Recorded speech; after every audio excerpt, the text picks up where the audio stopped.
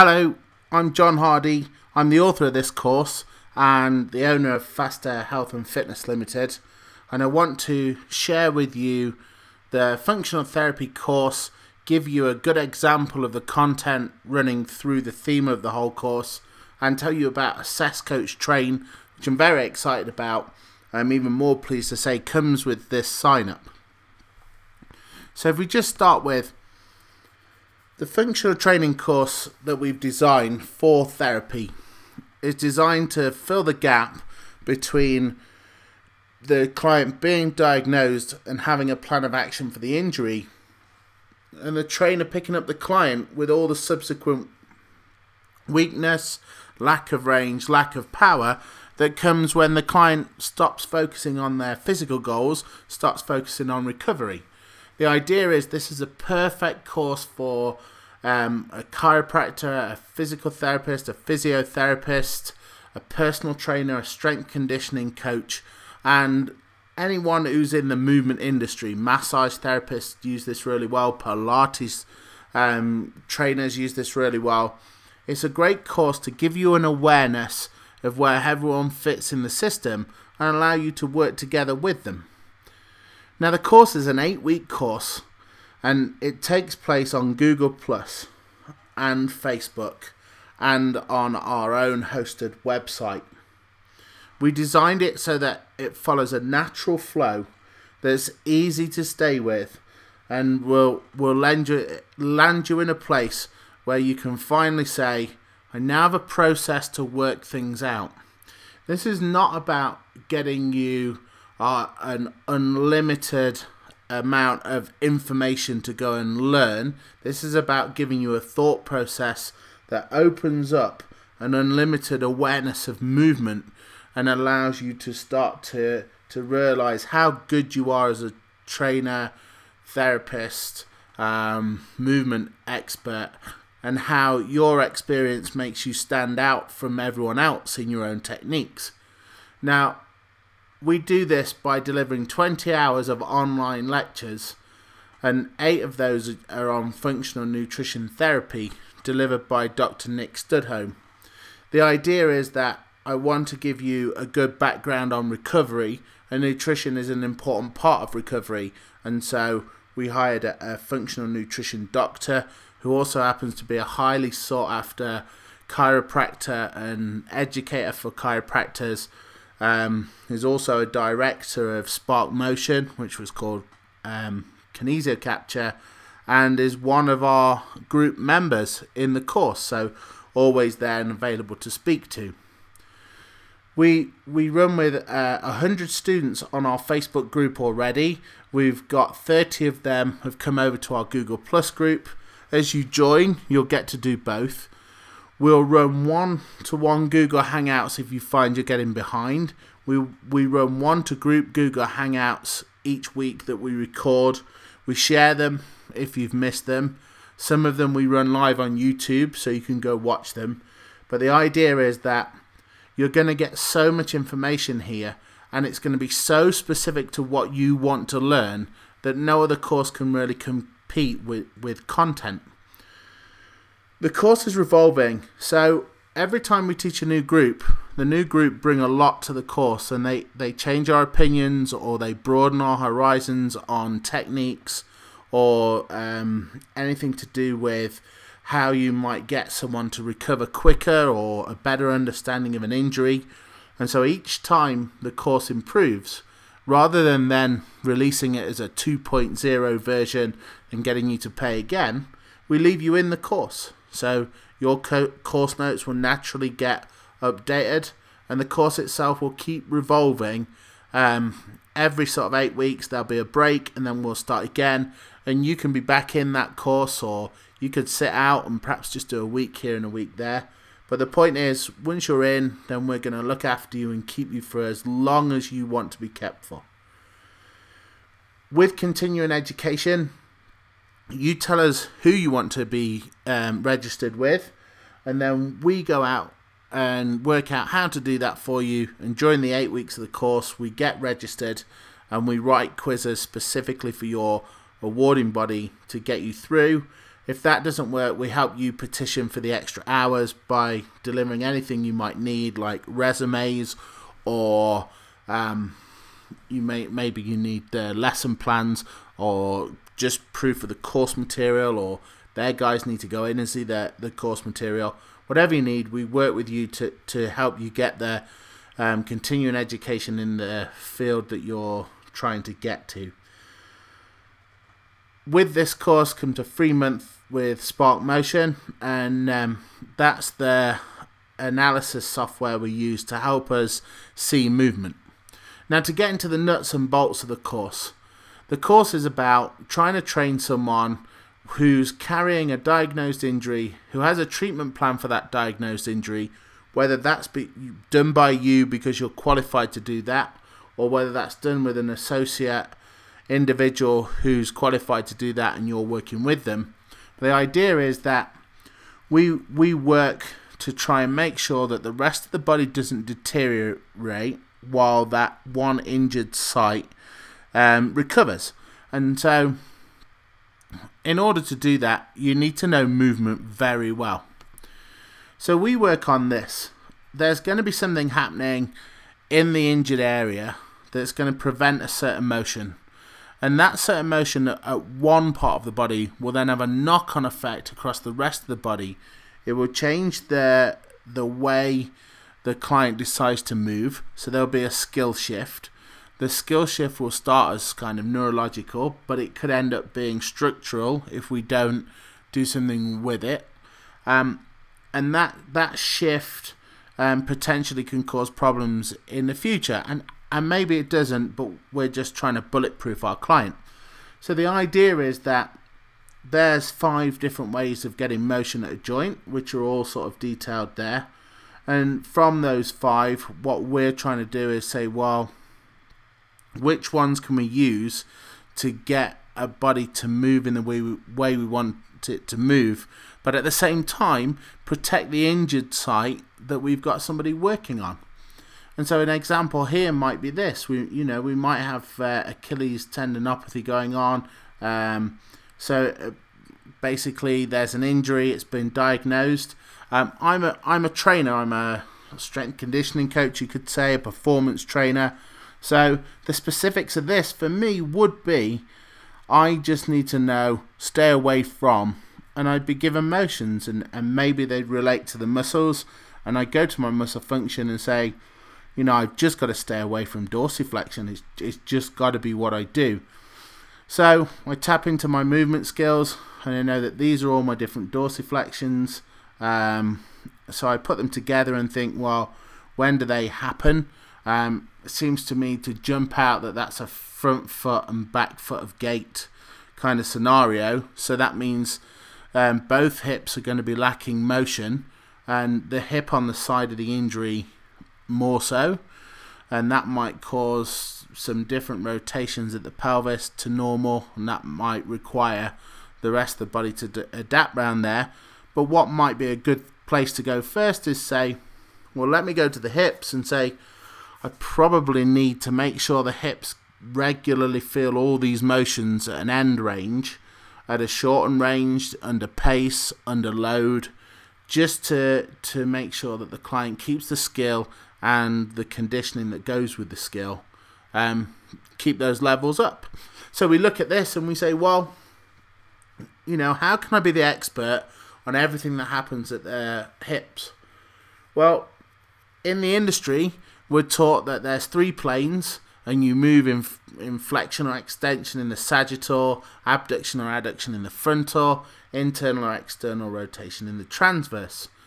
What I'm going to say to you is we actually move in a combination of all of them together, which I imagine you knew.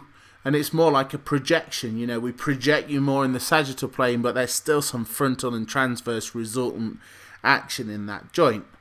Now, for each one of those motions, it's possible to have 5 different ways of producing those. So we start with 8, but we end up with 40 possibilities there. And so what we need to do is we need to work on, can we look globally at how the body moves? Can we predict how one movement at one place will affect movements across the others? Can we match what the client wants to do with these motions so that we can get best carryover, best transfer of training? And can we put them to the energy system that will give us the physical result we want as well?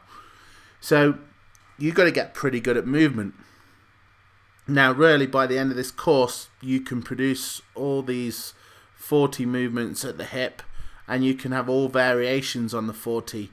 If you think for each one you could be doing all 3 to maximum range. There's 2 ways you could have 2 at maximum range. There's 3 ways you could have 2 at maximum range as well. So there's 1 full at maximum range. So you're starting to build sort of like 4 or 5 alternatives on each one of the 40, and so you start to build up to like 200 little tweaky variations. And then when you start to say, on top of that I could change loads, you start to go, you know, there was 8, there was 40, now there's 200, and then there's all different kinds of environments, and so now there's 2,000 or 20,000, or there's a whole lot there, and you've got to then narrow it down to, well, what do I want to do? And what you might say is, can I produce all these while at the same time just avoiding creating any more problems at this injury site? So there's certain rules around the movement, and so to create those 8 motions you have to get bone rotations. And so here we're talking about the femur and we're talking about the pelvis. So if you just take flexion, if you anteriorly rotate your pelvis and it's going faster than your femur, or the femur's coming the opposite direction towards it, then you're going to end up with flexion. And the same as if you posteriorly rotate your femur towards your pelvis. If it's going quicker than the pelvis, so the pelvis is moving slower or stopped, or the pelvis is moving in the opposite direction, you're going to end up with flexion. And so those sort of 5 ways of getting flexion might then need to be put into a movement. So if you said, what I want to do is, I think because they've got that injury sat in their right ankle, then what I want to do is get that hip really feeling full flexion. And so you say, well, what are my possibilities? Well, the movement you might want to recreate is like the squat. So you might say, well, ideally they'll rotate in opposite directions. And so now you've got to use your skill of movement to say, if you posteriorly rotate the femur and you don't allow the center of gravity to move anywhere, then the only way that's going to occur is if you anteriorly rotate the tibia, and so fibula as well, and that'll cause the problem to be triggered, so you'll hit that dorsiflexion. So now what you might think is, well, I know from filling in my HMAC, which is the big nasty form that we save for the course, but I know filling that in, that maybe what I can do is send them backwards. So perhaps if it was a backwards sort of seated squat, so onto a chair, or a posterior lunge with the opposite leg, and you're dropping into that big flexion of the hip, maybe even flexion of the knee, the traveling backwards will not allow the tibia to anteriorly rotate and will make it posteriorly rotate. Now the alternative might be that you anteriorly rotate the pelvis a lot and you let the femur anteriorly rotate too, which will posteriorly rotate the tibia and will give you a plantar flexion, not a dorsiflexion. The point is, you need to start thinking in this sort of like big mechanical way to produce these exercises. So you might be saying, well, we're going to do a split squat with you, but you sit back onto your back leg. That's how you're going to do squats for a while until we get some recovery in this body part. And you'd be correct to do that, and you'd be helping them feel all the motions they need to feel at the joints, get all the reactions at their muscles. You'd be able to do that under load, and you'd be able to keep them in a good place for them to keep progressing. And so if you just have a look here, another alternative might be, let's just get the leg up, look. So if we just get the leg moving, so on this, the injury will be on the left leg, and you can see by moving across the planes, and we've picked a jump. Perhaps this will be a bit more advanced because you might have to get that left foot down. But those movements could be really beneficial, and you've taken the body through all the motions it needs to get. You've taught it the skill of dropping in height, and that's really important. So that might be why you're trying to get a recovery. Obviously, we could have sort of spun our client round and hung their foot in the true fit unit so their foot's supported and not going to come to the floor, and got them to do squats and reaches on the other leg. I kind of like that because it's kind of dynamic. It makes the body go through the impacts it's probably missing. And that's your call. That's your skill as a trainer. That's the call of the qualified therapist, or that's your call as a qualified therapist after the diagnosis to make that progression work for you. Now, what you might find is, as you're getting through recovery, some things that locked down in a really good way to protect you are now locked down in a way that you need to unlock. Now, by unlock, I don't mean you're stretching tissue. What I mean is you're allowing the body to feel the skill of going into a further range that it reduced because it thought it was dangerous. And you're doing that in a controlled, safe environment, but one that looks like one that the client would want to be able to move in and use.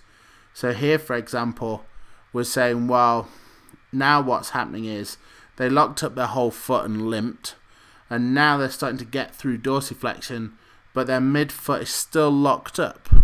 And so it's got range, it's capable of range, but the range is not being used because the body's not confident in the skill of going into that kind of double dorsiflexion, that mid-tarsal and ankle joint dorsiflexion. So what we're doing here is we're going to encourage that. We're going to use the two planes to do it, and we do it in a walk. So the work is done on the way down in the walk, and then our client gets away. You can see it better from front, but the idea is that it's very close to what they do, so it'll have good carryover. You've got the whole force of the body acting through, so it's an appropriate force and appropriate environment, and it's also upright, so the client, if it go too far, can move and get out of the way. Now, once you can build to that level, the client feels fine, they've got over everything. Now you've got to say, how am I going to prevent this from happening again? And that's where you need to learn the ability to build drills that will help your client avoid that kind of injury, avoid that kind of skill. And so look, if you see here, that's what you've got going on. It's can we take this athlete, let's say they're a basketballer, which is a bit like Mike, and then let's say, well, can we get them doing movements and assessments and drills using things that are slightly unstable but have still got, you know, a property that's like the ground. They happen to be hyperwear steel bells. They could have been sand bells. They could have been whatever we wanted to use. But running through that, what I want to do is not give you a set of exact rules of how you do that, but instead I want to give you all the tools to be able to create that yourself. And in the ideal world, the trainer that finishes our course is a better trainer than the trainer that taught the course, because they bring everything they knew and they've tapped the trainer teaching for everything they know, and they walk out with this combined knowledge. The great thing is that also improves our course, as the tutor, which would be me in this case, will be able to learn and develop further. So the final component to this little video is to look at the course content of the Assess Coach Train. So if you sign up today, we can only do so many of these, just because this course is important. It's brand new. We're just launching it. People have been waiting for a while, and so we're only going to let a few out the door, and then it won't be a free course anymore. But Assess Coach Train comes alongside this course for now. The idea is that the course takes you through the faster principles of training, so that'll be a good revision on therapy, but also this has got a performance edge to it as well, so you get to see both. We review technology and assessments, and specifically how to use the Spark Motion motion capture technology.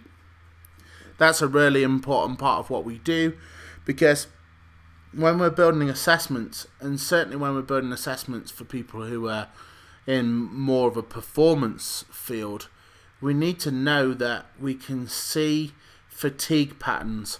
So we're not necessarily looking for this is an optimal motion, but we definitely need to see fatigue patterns and say, if this is how you fatigue, then we need to know what we can do to reverse that process, or make that process happen outside of the threshold of you using it, so it never causes a problem, or predict the places it's going to send you, try and relate them to an injury, and then give you the skills to avoid getting into that position if it was to happen. We look at coaching to find a normal motion.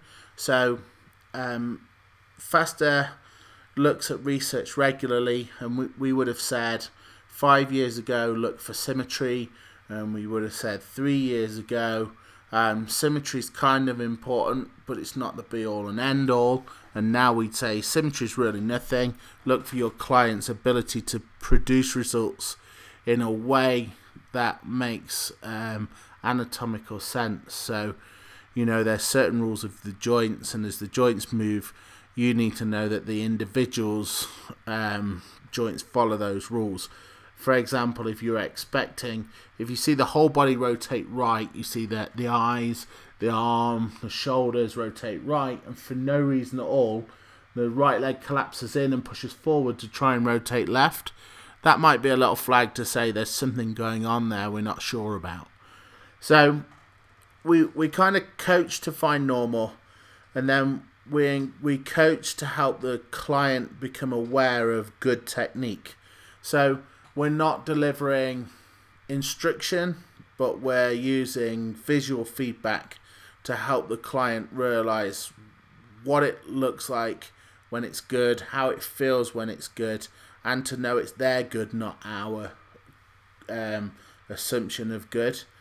Once we have that, then what we do is we start to look at how we build assessments, and that's normally through fatigue patterns. Then we start building solutions. So how do we improve how the client moves, and we link that into our key skills. So we have 5 key skills that we teach on this, and the 5 key skills are: can you locomote, can you change direction, so that would be cutting, turning, throwing, kicking. Can you lose height, so that would be like squatting, Olympic lifting, anything that involves a lot of bend through the knee, hips, foot and ankle, maybe through the spine, maybe through the shoulders. Can you hold a tension in the body while allowing a movement somewhere else? So can you create a tension in the torso and allow movements of the limbs? Can you create tension in the limbs, allow movement of the torso? And they're the 5 key skills that transfer across to everything. What we do is show you them generically, show you how to improve them, show you how to get your clients out of habits, and then show you how to start combining them so your client gets something that's specific to what they do, not they don't just improve in our version of an assessment. Too often in this industry, the assessment drives the training. The improvement in the assessment is then celebrated, but the actual transfer to what the client does is minimal compared to what it could be. Finally, in this, we look at how you can deliver solutions, and we show you some of the cool technology out there to help you build an online training client base. One of the systems we show you, one of their trainers is up to sort of like 900 members a month, and they're all paying dollars, and the system looks after them in a way that delivers a higher service than most personal trainers. So we explore those two, and we bring it all together so that you can deliver the best assessment, coaching, training that you can from that level. You combine it with the functional therapy, you're going to be a pretty special trainer in comparison with people who've not gone through this process. Combine that with your experience and you become a unique trainer, and your clients won't be able to go away and find that experience again, which is obviously a great thing for business. It's a great thing for your self-esteem, and it'll really help you sort of define your market and progress in your career. So if you're really interested in signing up on this, then below the video, just below me now, there's 2 buttons. One is to sign up straight away. The button below is to get the ebook, which is just it's a guide to how to build an exercise, just for you to look through and see if that helps you. And that's a thank you for listening to this video, which has been quite a long video, but fun to share. Okay, so I hope you sign up, and then I hope I get to spend more time with you on Google+. If not, I hope you've enjoyed this, and I hope you enjoy the ebook, and maybe one day we'll see you on one of our courses. Thank you so much for listening.